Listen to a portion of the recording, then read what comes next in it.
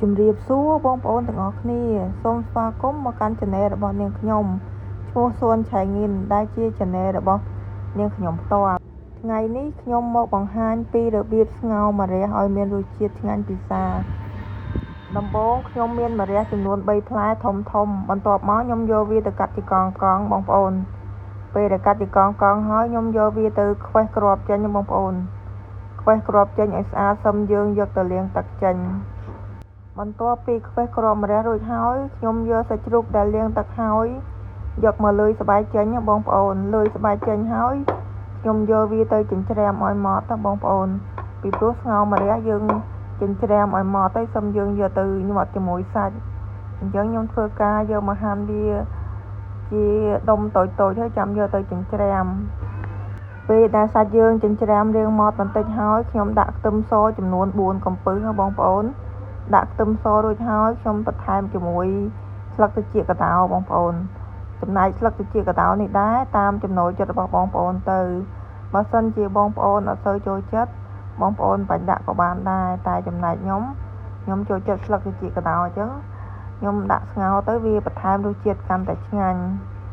សម្រាប់ស្លឹកត្រចៀកកតោនេះដែរបងប្អូនយកវាទៅស្រុះជាមួយទឹកក្តៅបន្តិចបងប្អូនស្រុះជាមួយទឹកក្តៅបន្តិចហើយយកវាមកចិញ្ច្រាំជាមួយសាច់យើងធ្វើការចិញ្ច្រាំវាឲ្យរាងម៉ត់បន្តិចទៅបងប្អូនបន្ទាប់មកខ្ញុំដាក់ត្រីយូហឺហេប៊ីបងប្អូនត្រីយូហឺហេប៊ីយើងដាក់ទៅវាបន្ថែមរសជាតិសម្លយើងឲ្យមានក្លិនឈ្ងុយហើយរសជាតិឆ្ងាញ់ពិសាសម្រាប់មុខម្ហូបនេះដែរយើងចំណាយលុយតិចហើយគ្រឿងផ្សំក៏មិនសូវជាច្រើនទេបងប្អូនហើយវិធីធ្វើក៏ងាយស្រួលធ្វើដែរអត់ពិបាកទេសម្រាប់វិធីធ្វើវិញខ្ញុំបញ្យល់នៅក្នុងវីដេអូនេះច្បាស់បើសិនជាបងប្អូនមានចម្ងល់មិនយល់កន្លែងណាបងប្អូនអាចខមមិនសួរនៅខាងក្រោមវីដេអូនេះបានងាកមកមើលមុខម្ហូបរបស់យើងវិញសាច់ជ្រូកនិងស្លឹកត្រចៀកកតោខ្ញុំចិញ្ច្រាំវាឲ្យម៉ត់រួចហើយខ្ញុំបន្ថែមការ៉ុតចំនួនបន្តិចបងប្អូនបន្ថែមការ៉ុតហ្នឹងដើម្បីឲ្យសាច់យើងចិញ្ច្រាំទៅវាមានពណ៌កាន់តែស្អាតសម្រាប់មុខម្ហូបនេះដែរបើសិនជាបងប្អូនចង់សៀវលុយត្រូវហើយពីព្រោះសម្លនេះយើងទុកកាន់តែងុំកាន់តែមានរសជាតិឆ្ងាញ់បើសិនជាយើងស្ងោរហូបភ្លាមអត់សូវឆ្ងាញ់ទេបងប្អូនបើសិនជាយើងទុករាងងុំនឹងសម្លយើងកាន់តែមានរសជាតិឈ្ងុយឆ្ងាញ់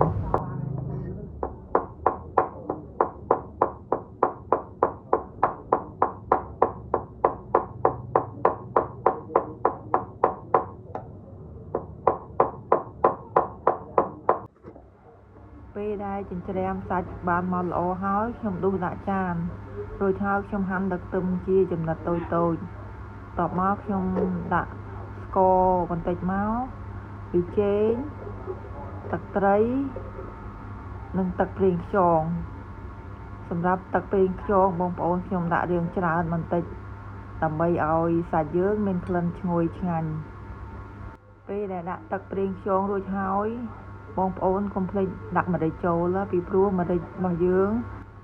វាអាចនឹងកាត់បន្ថយក្លិនឆ្អាបហើយជួយបន្ថែមសម្លយើងឲ្យមានរសជាតិកាន់តែឆ្ងាញ់អញ្ចឹងបងប្អូនដាក់ម្រេចរាងច្រើនបន្តិចមកសម្រាប់គ្រឿងផ្សំនេះដែរបងប្អូនដាក់តាមបរិមាណសាច់របស់យើងទៅកុំដាក់ប្រៃពេកពីព្រោះយើងថែមគ្រឿងនៅក្នុងទឹកស៊ុបបន្ថែមទៀតអញ្ចឹងបងប្អូនដាក់តាមបរិមាណសាច់របស់យើងបន្ទាប់មកយើងធ្វើការច្របល់សាច់និងគ្រឿងឲ្យចូលជាតិគ្នាបងប្អូនយើងច្របល់ទៅច្របល់មកឲ្យសាច់របស់យើងចូលជាតិគ្នា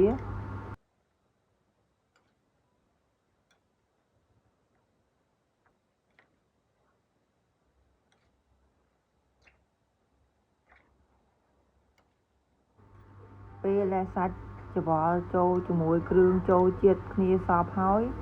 ខ្ញុំយកទៅញាត់ជាមួយម្រះបងប្អូនសម្រាប់ម្រះនេះដែរនាងខ្ញុំយកវាទៅស្រុះជាមួយទឹកក្តៅសិនបងប្អូនយកម្រះទៅស្រុះជាមួយទឹកក្តៅដើម្បីកុំឲ្យមានក្លិនក្រពុលបងប្អូនប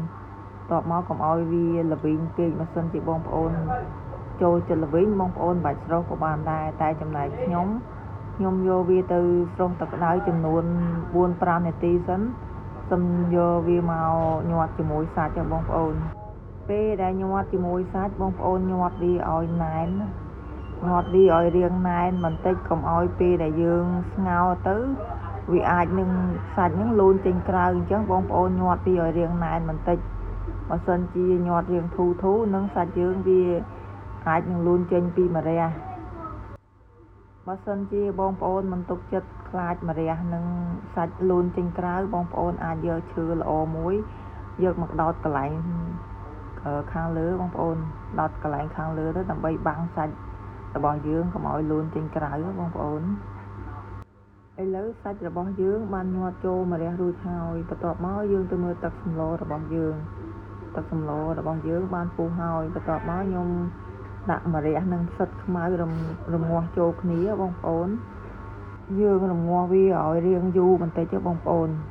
បន្ទាប់មកខ្ញុំបន្ថែមសាច់ដែលយើងនៅសល់ពីញាត់ម្រះហ្នឹងបន្ថែមយើងពូតវាដុំតូចទៅដាក់នៅក្នុងស្ងោរម្រះហើយខ្ញុំបន្ថែមការ៉ុតដែលនៅសល់ពី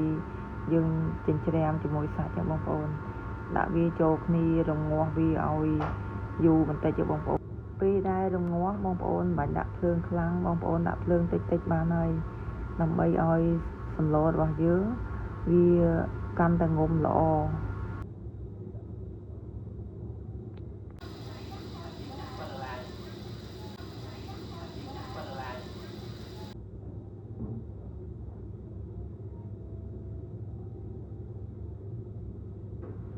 អំឡុងពេលដែលរងាស់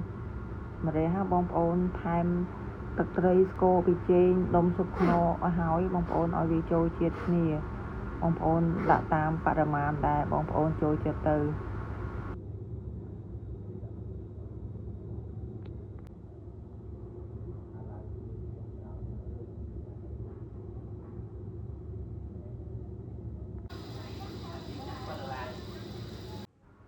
ឥឡូវសម្លស្ងោរម្រះរបស់ខ្ញុំឆ្អិនហើយបងប្អូន